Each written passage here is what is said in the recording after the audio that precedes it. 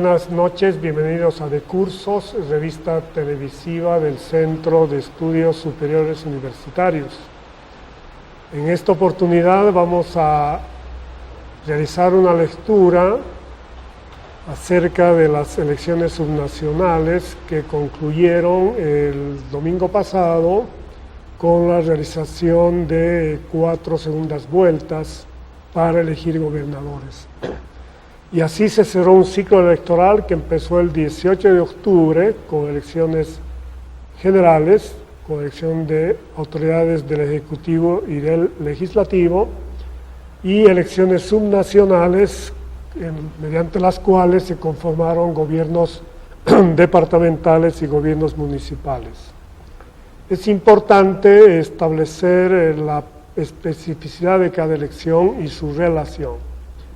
Mediante las elecciones generales, lo que se define es la distribución horizontal del poder, las relaciones entre ejecutivo y legislativo, que es donde generalmente está enfocada la problemática de la gobernabilidad, de la estabilidad política y obviamente la ejecución de las medidas gubernamentales.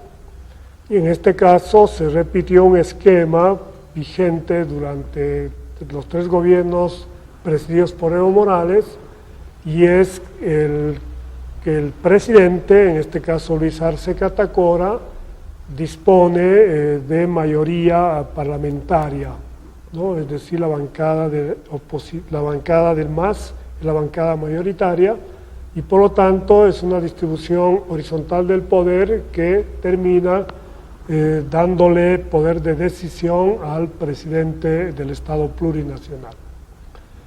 A la distribución horizontal del poder se suma, mediante elecciones subnacionales, la distribución vertical del poder, es decir, cómo se configura el Estado y su presencia territorial a través de unidades subnacionales. En Bolivia, a diferencia de otros países, las elecciones generales y subnacionales están separadas en el tiempo. En algunos países son simultáneas. Aquí hay un lapso de 4 o 5 meses y eso hace que adquiera una dinámica particular. En el país, recién a partir del año 2005, se instauró la división vertical de poderes con la elección popular de prefectos y desde la aplicación de la Constitución Política del Estado Plurinacional, año 2009, con la elección de gobernadores. Y en las 4 experiencias que ha vivido el país, desde la implementación de la elección popular de autoridades departamentales, el comportamiento electoral ha mostrado el siguiente dato permanente. El movimiento al socialismo ha vencido en las 4 elecciones presidenciales sucesivas con mayoría absoluta de votos. Y en las 4 elecciones subnacionales correspondientes, nunca ha superado la barrera del 50% de la votación. Y esto se ha ratificado, obviamente, en esta última elección. Para hablar del panorama político después de las elecciones subnacionales, hemos invitado a Andrés Huanca. Él es licenciado en antropología, lleva adelante investigaciones sobre autonomías indígenas. Actualmente está haciendo un estudio sobre trayectorias sindicales en el trópico de Cochabamba a través de historias orales y testimonios. Bienvenido, Andrés, gracias por aceptar nuestra invitación. Buenas tardes, Fernando, muchas gracias igual por la invitación. Para mí es un gusto estar aquí en De Cursos. Entonces, ¿cuál sería tu mirada, tu balance general sobre las elecciones subnacionales? Bueno, yo creo que un poco el balance que yo daría sería observar continuidades y transformaciones que han caminado paralelamente. Yo creo que ahorita lo que se habla mucho en la prensa es una intencionalidad, un deseo de ver rupturas, ¿no? Como sintéticamente el MAS perdió, ya no es lo que es, o deseos también de una continuidad absoluta, de que el MAS sigue siendo esa fuerza hegemónica, mayoritaria. Yo creo que ambas cosas caminan por el mismo lado y deberíamos tomarlas en cuenta ambas. Por el lado de las continuidades se rectifica que el MAS sigue siendo la fuerza nacional, tenemos que ha ganado pues, más de 2/3 de los municipios, tenemos que son las principales fuerzas en las asambleas legislativas departamentales en los 9 departamentos, todavía tiene un discurso que interpela a gente que no es parte del partido, hablando de lo nacional popular, de los sectores indígenas. Eso por el lado de las continuidades dentro del MAS. Por el lado de la oposición, o de la derecha, de las tradicionales oposiciones, lo que observamos también es una fragmentación, que son pues, liderazgos que se mantienen a nivel regional, como es Santa Cruz con Camacho, ahora Manfred en Cochabamba, que no presentan indicios de tener unificación, por lo menos en el corto plano, más bien pareciera que tiene intencionalidad de crecer cada uno pues, en su enclave para apuntar a las elecciones nacionales del 2025, subnacionales del 2026. Creo que eso se reitera, creo que no hay mucho cambio en eso. Por el lado de las transformaciones o los cambios que se han dado, pienso que el principal es uno que interpela tanto a la oposición como al MAS, y es este surgimiento de nuevos actores que se encienden del MAS, ¿no? Sobre todo en La Paz, en el bloque Aymara, vamos a decir. ¿Te estás refiriendo específicamente a Eva Copa? Eva Copa, Santos Quispe, pero también me refiero a la sorpresa que fue el Movimiento Tercer Sistema, ¿no? En Pando con Regis Richter, que eran la mayoría masistas, no es el caso de Santos Quispe, pero la mayoría era, pero bueno, por diferentes circunstancias, en gran medida influenciadas por la elección de candidatos, se encienden y son capaces de disputar, lo cual esto lo pone en competencia con el MAS. Y este nuevo sector también modifica el sector de la oposición, dado que ahora no puede haber solo un discurso, vamos a decir, de rechazo, crítica hacia el MAS, que es lo de la oposición tradicional, sino yo creo que ese nuevo bloque o esta nueva oposición tiene al mismo tiempo las banderas del llamado proceso de cambio que lo puede dar un discurso hacia adelante. Entonces yo pienso que mientras que en la generalidad tenemos una tendencia similar a lo que fueron las anteriores elecciones subnacionales del 2010-2015, hay por abajo unas transformaciones, ¿no? Para terminar, es cierto que el MAS antes tenía entre 5 a 6 gobernaciones, ¿verdad? En esta sacó 3. Entonces realmente la peor elección subnacionales que ha tenido, por lo menos a nivel gobernaciones, pero también tenemos muchas otras fuerzas. Tenemos creo que son 5 o 6 fuerzas ahorita electorales, de lo que antes siempre eran 3 o 4. Eso genera una diversificación en el plano político, lo cual para mí va a llevar a que sea más difícil que un solo partido, una fuerza esté en el centro de las decisiones políticas, y más bien una distribución y una disputa que va a hacer pues, que los cambios tengan que ser más negociados, por lo tanto se va a propiciar más un encuentro. Más o menos por ahí lo estaría viendo. Es decir, según tu balance, habría como continuidad de la permanencia del MAS, la ratificación del MAS como la principal fuerza política del país, pero con un retroceso en cuanto a victorias a nivel de gobernaciones. Y la emergencia de personajes, actores disidentes del MAS que pasan a ser rivales y que derrotan al MAS. Y ahí vendría la novedad, lo que llamas tú transformaciones y cambios, que tienen que ver con el carácter que tiene hoy día el campo opositor. Hasta esta elección, los opositores al MAS eran actores políticos, fuerzas políticas que tenían como rasgo predominante una postura antimasista. Reproducen la dispersión, la fragmentación. Hay que recordar que la alcaldía del Alto estaba en manos de Unidad Nacional, la alcaldía de Cochabamba estaba a cargo de demócratas, la alcaldía de Santa Cruz era un espacio privilegiado de Percy Fernández, y la alcaldía de la ciudad de La Paz estaba bajo la administración de Luis Revilla, ¿no? O sea, ya estaban ya distintas fuerzas, distintos actores, ¿no? Y eso se repite en esas victorias de rivales del MAS, pero aquí viene esta novedad que tú destacas, que ya no es esa oposición antimasista, oposición tradicional, muchos casos de carácter de orientación neoliberal, de visión oligárquico, señorial, y lo que aparecen son actores que pueden disputarle al MAS desde posiciones de izquierda, desde posiciones indianistas, y en esto destacarías a Eva Copa, los candidatos que fueron con el rótulo de Movimiento Tercer Sistema, en Pando, en Beni. También traía Chuquisaca Somos Todos con Damián Condori en Chuquisaca precisamente. Lo que estaría mostrando un esquema mucho más pluralista que en el pasado, y creo que lo que destacas y creo es importante resaltar es que se abre un espacio de posibles articulaciones, negociaciones, acuerdos, ¿no? Y creo que eso puede darle vitalidad, ¿no?, a la democracia boliviana. Sí, totalmente. Vitalidad, en el sentido que se distribuye, pero también creo que eso le puede dar en largo plazo cierta inamovilidad también, ¿no? Justamente entre las fuerzas políticas persiguiendo sus intereses, pues que justamente haya dificultad para llegar a consensos, que creo que también es una posibilidad. Algo que me gustaría comentar de lo que decías al principio respecto a la verticalidad, horizontalidad del poder, es que también a nivel departamentales se dan estas divisiones, bueno, estos ejes de poderes, ¿no?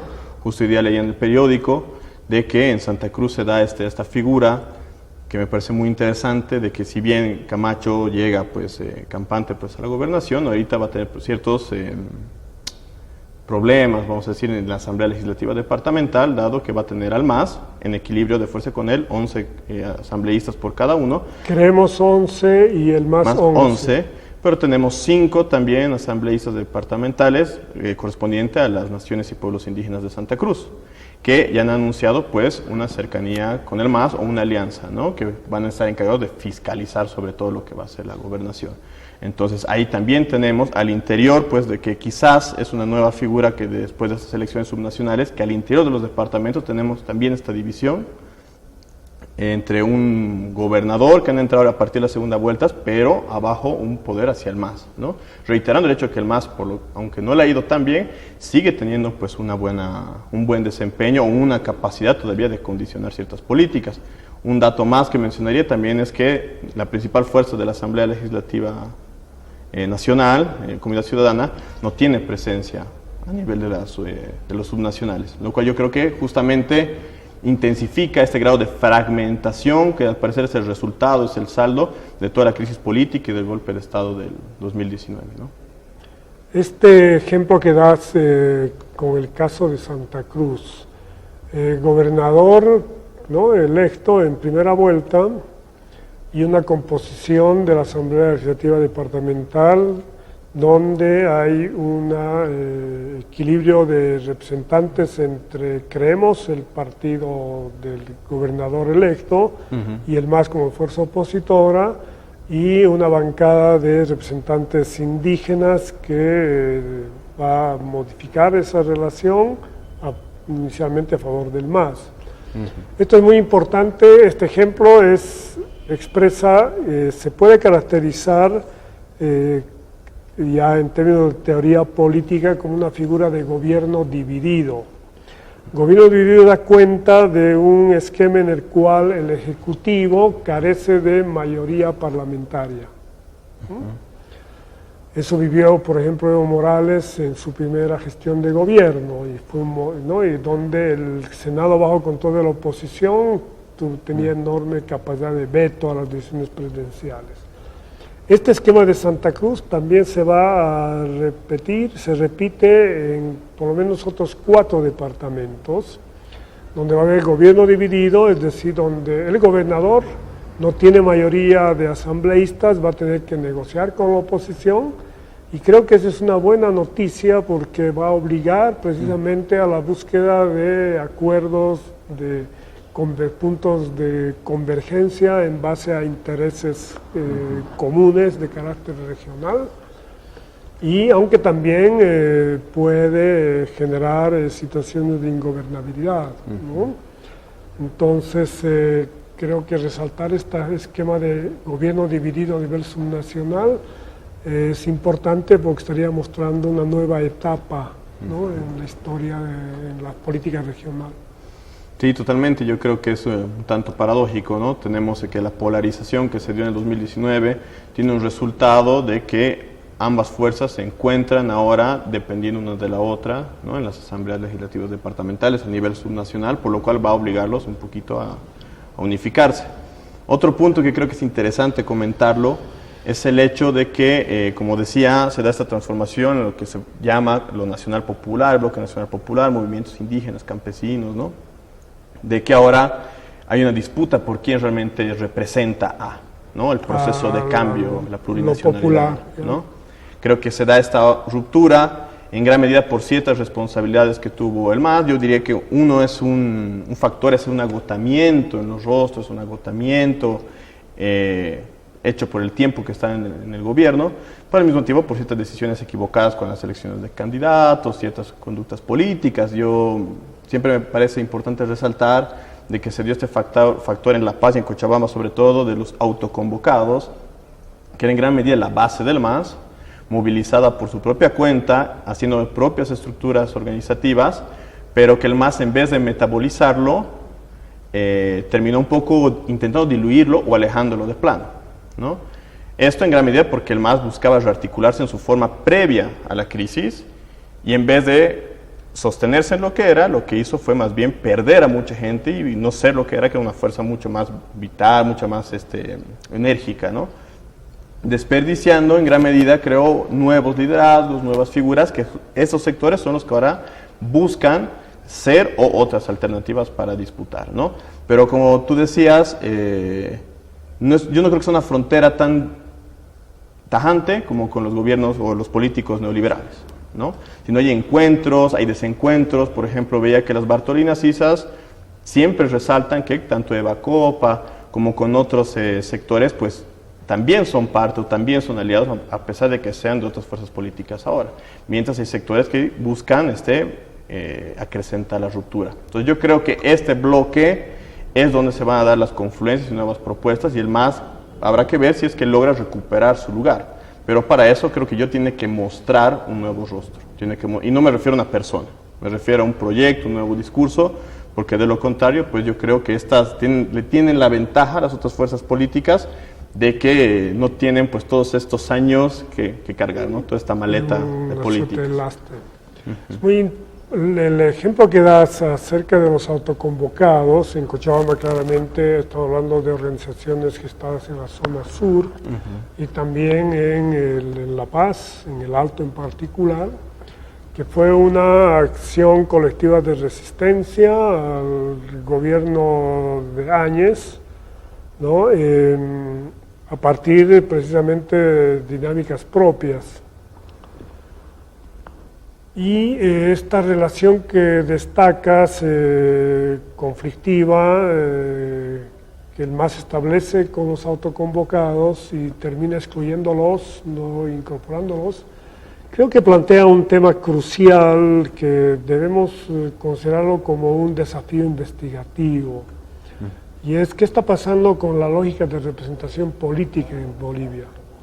O sea, han perdido capacidad representativa los partidos, las organizaciones políticas, ha cambiado la lógica de representación, porque sectores sociales buscan ser representados, no encuentran respuesta, hacia dónde canalizan su ímpetu participativo.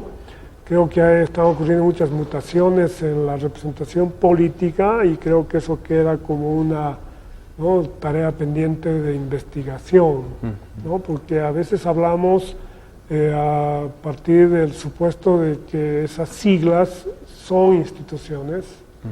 Y hemos visto que no son, ni siquiera en el caso del MAS, que es de un poder organizativo enorme, pero que sin embargo en una coyuntura extraordinaria como esta pueden enfrentar problemas para poder justamente canalizar demandas, reivindicaciones, deseos de participación.